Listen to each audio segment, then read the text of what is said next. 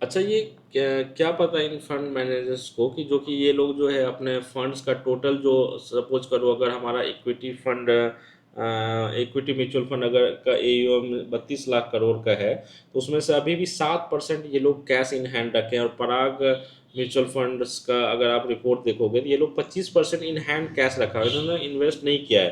तो बहुत ही actually interesting ये देख के लग रहा है कि आखिर ये लोगों ने कैश इन्होंने रखा क्यों है।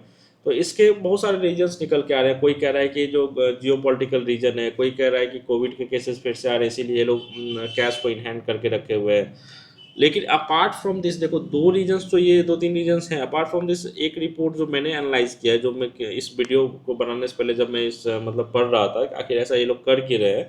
तो देखो, जैन मंथ में आप देखोगे एस का जो रिपोर्ट आया था उसमें था कि 1:1 का रेशियो था, यानी कि 100 एस अगर स्टार्ट हुए तो वहीं पे 100 एस बंद भी हुए थे। तो ऑब्वियसली, और लास्ट मंथ का एक रिपोर्ट था कि अगर 100 एस स्टार्ट हुए तो 300 एस क्लोज हुए हैं। तो ये एक तरीका है। बेसिकली देखो, होता है क्या, लिक्विडिटी को मेंटेन करने का एक तरीका होता है कि अगर कोई एस मतलब अगर डिमांड कम है और सप्लाई ज़्यादा है, तो इन दैट केस इनको भी फंड्स इन कैश करके रखना होगा।